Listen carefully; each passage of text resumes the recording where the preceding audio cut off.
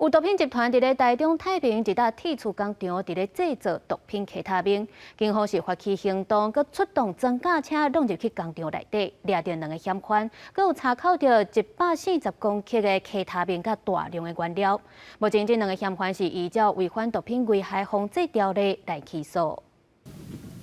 这辆轮式装甲车载着维安特勤队员来过这座铁皮工厂了后，随即将铁门冲破。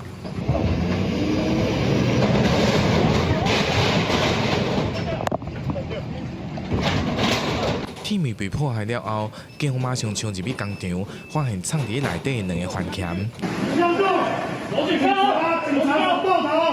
工厂内底全部拢是制毒的器具，警方嘛找到制毒的鼻子顶上管的证物，以及大批塑胶桶仔底的制毒原料。嫌犯佫将外观标示做清洁剂或者是花草营养剂，就是要被闪片查起。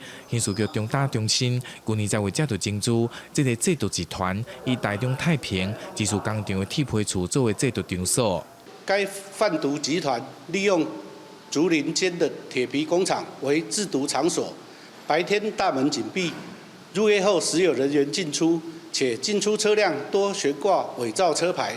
警方表示，现场查到140克凯他命的成品，另外嘛查到20公升装的制毒原料多达50外桶，研判已经有部分的成品流出去。而其中被抓到的干性嫌犯有制毒前科，还是一个毒品的通缉犯。前案在嘉义也遭查获制毒凯他命工厂，所以。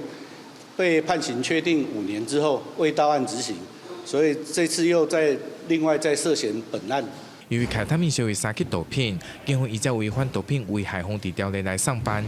2人被检方声押核准了后，而且起诉，赶紧嘛当你去大追查毒品的流向。公司新闻台中报道。